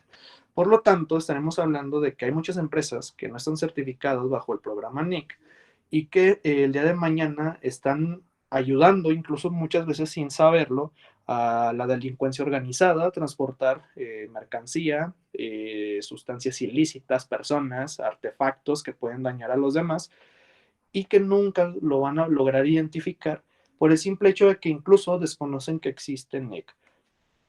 Los que mayormente conocen este programa son personas que estudian logística, comercio internacional, etcétera, etcétera. Los criminólogos, pues muchas veces estamos en desventaja ante este tipo de herramientas, porque muchos ni siquiera sabíamos que existían. Ahora ya lo sabemos y ahora ya podemos incluso asesorar a una empresa. Es que encontraron esto en los vagones o encontraron esto en los cajones del transporte. Bueno, pues hay que certificarnos en NIC. ¿Y cómo se hace? Bueno, pues hay que buscar la forma de hacerlo. Generalmente las empresas pues ya tienen que los oriente al respecto, pero puede que en algún momento te toque trabajar en una que ni siquiera sabe que esto existe y el día de mañana pues puedes intervenir desde esa parte. ¿Para qué? Pues para prevenir que ese tipo de situaciones se nos presenten en la empresa. Porque luego si te involucran con ese tipo de delincuencia organizada, pues tú también como empresa y como marca pues te va a afectar. Tenemos otro que en clases anteriores ya les comentaba, que era el CityPad. El CityPad nace después de los atentados del 9/11, ya les había comentado un poquito la historia, en que el grupo Al-Qaeda secuestra 4 aviones, 2 estrellan, como todos sabemos, en las Torres Gemelas, otro en el Pentágono y otro en un campo abierto. Y posteriormente a esto, muchas cadenas logísticas y empresariales a nivel global tuvieron que parar sus operaciones y esto significó un impacto económico negativo para las mismas. Muchas incluso se fueron a la quiebra. ¿Por qué? Bueno, pues porque la mayoría no tenía una herramienta que les ayudara a gestionar su continuidad del negocio. Posteriormente a este atentado, pues el sector empresarial privado de los Estados Unidos, en conjunto con su gobierno y otros gobiernos de distintas partes del mundo, pues comienzan a realizar o a planear esta certificación, que básicamente es una certificación antiterrorista. ¿Por qué antiterrorista? Pues porque el objetivo que tiene es fortalecer la seguridad tanto de nuestros importadores, de nuestros transportistas, de los agentes de las aduanas, de nuestros almacenes de depósitos dentro de la empresa y también de las mismas cadenas de producción para evitar que nuestros productos sean contaminados ya sea con sustancias, artículos ilegales, que pueden ser desde armas, drogas, explosivos, etcétera.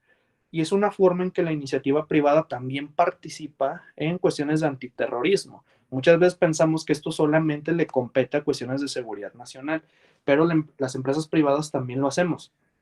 Al menos la mayoría de las empresas en donde yo he elaborado, todas nos han certificado en CityPad. Y cuando estás certificado en CityPad, te sorprendes del nivel de disciplina que se tiene que tener al respecto. Por ejemplo, si tú eres un empleado que está en una empresa como Lear Corporation, por ejemplo, que está certificada en CityPad, y vas pasando por un pasillo por el cual solamente pueden pasar los que están certificados en CityPad, puede que incluso te despidan. ¿Por qué? Bueno, pues porque la seguridad es tanta que tienes que firmar que vas a pasar por ese pasillo, que tienes que ponerte incluso una identificación y un uniforme especial para poder pasar por ahí. ¿Por qué? Bueno, pues porque lo que tenemos, por ejemplo, en este pasillo, en este almacén o depósito o dentro de esta cadena de producción, es tan delicado que puede llegar alguien y puede vulnerarnos o puede introducir cierto tipo de objetos que al final del día pueden financiar al terrorismo. ¿Qué tiene que ver todo esto con la empresa? Bueno, si analizamos un poquito de dónde nace el CityPad, como ya se los dije, nace después de los atentados del 9/11 a las Torres Gemelas y al Pentágono, tendríamos que analizar cómo fue que lograron apoderarse de esos aviones. En resumen, estos grupos de Al-Qaeda en ningún momento se subieron al avión ni pasaron por una aduana con armas largas, porque obviamente podían ser identificados. ¿Cómo lo hicieron? Pues a través de varias empresas que se encargaban del transporte de paquetería, e iban introduciendo el artefacto o los objetos que posteriormente iban a emplear para armar armas de fuego, que era con lo que posteriormente lograron someter a los pilotos de los aviones. Pero en ningún momento llegaron a Estados Unidos con el arma completa. Obviamente los iban a identificar. ¿Cómo lo hicieron? Pues trasladándola por partes. Entonces, en las empresas, nosotros lo que hacemos es monitorear y vigilar que este tipo de objetos o artículos pues no estén involucrados dentro de nuestra cadena. Y es una forma en la que logramos o participamos en la mitigación de este tipo de conductas, porque también llega a pasar que te meten algún tipo de sustancia química que es potencialmente peligrosa, que se puede vender ahí afuera incluso a un precio más caro y que nosotros ni siquiera nos damos cuenta porque ya la metieron en un galón similar a los galones que tenemos de otras sustancias dentro de la compañía y nadie se enteró y al final te das cuenta de que alguien las anda vendiendo ahí atrás de la empresa. Entonces, para todo esto nos ayuda lo que es la parte del CityPad. Y también tenemos otra herramienta que se llama SetPed. ¿Qué es el SetPed? Bueno, pues esta se va a encargar de lo que es la prevención del delito a través del diseño ambiental. Muchas veces cuando hablamos como criminólogos, nos enfocamos únicamente a la parte de criminología y desarrollo urbano esto y aquello. Pero muchas veces no tomamos en cuenta las herramientas que nos ayudan en ese sentido. Y una de las más importantes actualmente es el SetPed. Como ya se los dije, este va a considerar lo que es la planificación urbana y del entorno y también va a tomar en cuenta lo que es la participación de la comunidad para lo que va a ser la prevención del delito. Y eso también se llega a importar a lo que es el ámbito empresarial. ¿Por qué? Bueno, pues porque si nosotros tenemos una empresa diseñada ambientalmente hablando para prevenir cierto tipo de conductas, pues muy poco probablemente se vaya a generar alguna. Por ejemplo, si tengo una barda de 5 metros hacia arriba y sobre esta barda tengo una malla eléctrica y sobre esta malla eléctrica llegamos a tener alambres de púas o algún otro tipo de artefacto en materia de seguridad física y aparte cámaras y un sistema de monitoreo electrónico que ya contempla lo que es cámaras de vigilancia, drones en algunas empresas, etcétera, pues esto nos va a blindar de mejor forma. Y supongamos que esta empresa pues también está ubicada y diseñada en un entorno ambiental en donde probablemente jamás va a ser vulnerada porque está a la vista de todos. Entonces, el SITPED nos ayudaría en esta parte. Generalmente se utiliza más para las políticas públicas, diseño urbano, todo lo que le compete al gobierno, pero también se puede trasladar al ámbito empresarial y generalmente se utiliza ahí de igual forma. Entonces, no es ajena al ámbito empresarial y podríamos incluso apostarle más a lo que es el SETPED para poder mitigar las conductas delictivas por medio del diseño ambiental. Es muy poco probable que un delincuente, por ejemplo, trate de introducirse a una empresa en donde no está trabajando, si está a la vista de todos. Y nosotros como criminólogos lo sabemos, por aquello de las teorías de la rutina, que si también tenemos que lo que es el triángulo de la criminalidad, que creo incluso también lo vamos a ver de forma muy superflua y demás. El diseño ambiental en este sentido va a mitigar y va a disminuir las oportunidades del delincuente porque el diseño ya está hecho precisamente para que el delincuente no pueda operar dentro de este espacio. Entonces, de eso se encarga el SETPED. ¿Hasta aquí tienen alguna duda, pregunta o queja?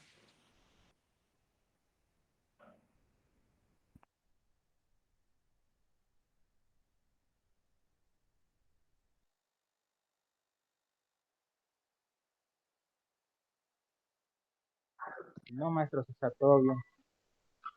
No, profe.